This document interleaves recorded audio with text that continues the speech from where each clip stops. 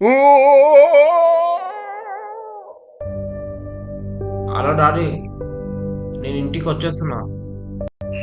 నా వల్ల కావడం లేదు డాడీ హాస్టల్లో ఉండడం. నేను వచ్చేస్తున్నా ఇంటికి.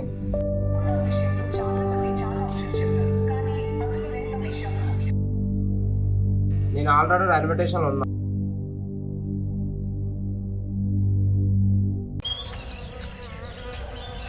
ఎంతసేపు రా ఎంతసేపు వెయిట్ చేయాలి నీకోసం? ఆగలేవురా అయ్యా, వస్తానా కానీ. అరే ముసలి అసంటి వాళ్ళు పొద్దున్న లేచి పని చేసుకుంటారు కదా బాయ్. నన్ను ఏం చేయమంటావు? ఇప్పుడు నైట్ వచ్చేసరికి 12 అయింది, అందుకని పొద్దున లేదంటే దమ్దం అవుతాను. అవునా? అయినా ఇప్పుడు సడన్గా ఎందుకు వచ్చినావు హాస్టల్లో? నేను ఇప్పుడు ఫెస్టివల్ కూడా లేవు కదా. నేను హాస్టల్ నుంచి వచ్చినట్టు నీకే తెలుసురా? మీ నాన్న ఫోన్ చేసిందా నైట్? నీకెందుకు చేసిండు?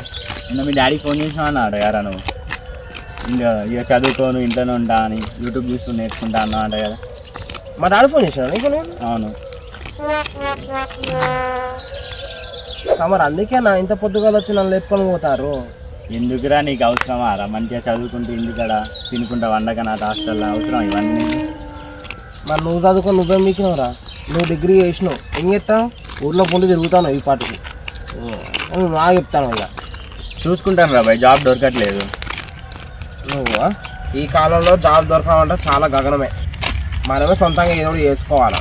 ఏదో చేసుకోవాలంటే ఏందిరా? 4 బర్రెలు 4 మేకలు వేసుకుంటుంటావా? అరే మన లైఫ్ ఎట్లా పెద్దగా లేదు, కనీసం ఆలోచన అయినా కొద్దిగా పెద్దగా ఆలోచించారా? ఆలోచన పెద్ద అంటే ఏందిరా? 40 బర్రెలు 40 మేకలు కొనుక్కొని కాసుకోరా సపరేట్గా. మరి ఆలోచన మంచిగా పెద్ద ఉంటుంది అట్లయితే. అలా కాదురా అయ్యా, నేను అనేది బిజినెస్ లేకపోతే ఏదైనా స్టార్ట్అప్ అట్లా అంటాను. పేరెంట్స్ ఉండి వరకు మంచిగా చదువుకుంటూ జాబ్ చేసుకుని ఉండేవాళ్ళు. నీ పేరెంట్స్ నీకేం తక్కువ చేసిర్రా? మంచిగా తింటానో వాంచానో, నీకు సాధన కాలేదు అంతే చదువుకోనికి. ఇంకా పెద్దగా మా పేరెంట్స్ తక్కువ అంట. ఈ టాపిక్ పక్క పెట్టు కానీ చలిమండి పెట్టుకున్నాపా. ఆల్రెడీ మనది అడే పని మీద ఉన్నారా? ఎవడాడు? అరే మనోడు అరకుమార్ గారురా.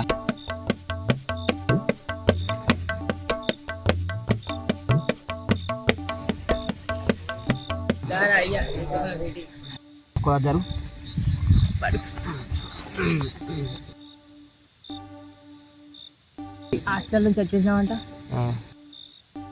మీ నాన్న చెప్పాడు. హాస్టల్లో ఉండకూడదు అయితే లేరు అయ్యా. నెక్స్ట్ ప్లానింగ్ ఏంటి? నెక్స్ట్ ప్లానింగ్ అంటే చూడాలి ఇక. తింటా వంట కాసేపు ఫోన్ చూస్తా కథం. శాతగానే వల్లగాని లెక్క ఇంట్లో కూర్చుంటా అంటావు. అలా కాదురా, యూట్యూబ్లో చూసుకుంటూ కూడా నేర్చుకోవచ్చు. అలా జాబ్ వస్తుందా? మస్తు మందికి వచ్చింది. అరే మొన్న మా ఇంటికాడ చూసినాం కదా మనం న్యూస్లో, ఒక అమ్మాయి యూట్యూబ్లో చూసుకుంటూ అమెజాన్లో జాబ్ కొట్టింది, గుర్తుందా? గుర్తుంది. అది అందరికీ రాదు, ఏదో కొంతమందికి మాత్రమే, అదృష్టవంతులకు మాత్రమే వస్తాయి. అదృష్టం ఆట. ఆమె ఎంత కష్టపడేది నీకే తెలుసు. ఆమె కష్టపడ్డ ప్రాసెస్ తెలియదు కాబట్టి మన అదృష్టం అంటున్నాం. ఆ ముచ్చిన పక్కన పెట్టి కానీ హాస్టల్కి పోతావా పోవా? నాకు అక్కడ ఉండబుద్ధి కాలేదురా. అక్కడ ఫుడ్ కూడా బాగాలేదు తెలుసా. దానికన్నా బదులు బయట తినడం ఇంకా బెస్ట్. అరే మామ, ఫస్ట్లో అలానే ఉంటాయిరా, నీకు నువ్వుగా అలవాటు. ఏం అడ్జస్ట్ అవ్వాలరా అయ్యా? పొద్దుగాల 5 గంటలకు లేపుతారు, మళ్ళీ ఇంకా దాంట్లో స్టడీ అవ్వరు, ఎక్సర్సైజ్ చేపిస్తారు, దూడ తిరిగిపోతాను. హాస్టల్ అంటే అలానే ఉంటుంది. అరే నువ్వు అలా అంటున్నావు, నేనైతే 7 years ఉన్నారు హాస్టల్లో. మాకు కూడా ఫస్ట్ అట్లనే ఉండదు, నీకు అనిపిస్తుంది? అవునా? మీరు ఎలా ఉన్నారా అయ్యా? 3 years 7 years? మేమైతే ఇంకా గౌట్లో చదువుకో. మీ డాడీ అయితే ఇంకా మేము ₹1,00,000 పెట్టి సీటు కొన్నాడు. మేము ఎంత అయిందిరా? ₹1,00,000 రా.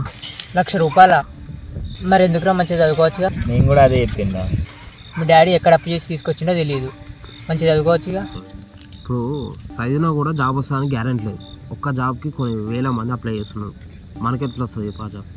అందుకని ఈ జనరేషన్లో కూడా నువ్వు జాబ్ కోసం చదువుకుంటున్నావు అంటే నీకంటే పిచ్చోడు ఎవరు లేరు కదా. ఇంకా వాస్తవం, ఎడ్యుకేషన్ అనేది జాబ్ కోసం కాదు, నాలెడ్జ్ కోసం.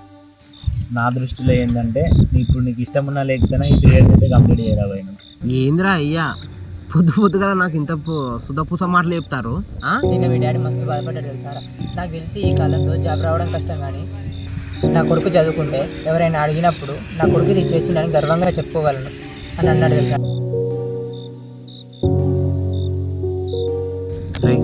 నన్ను పొద్దుగా 8 గంటలకు రైల్వే స్టేషన్లో దింపారు.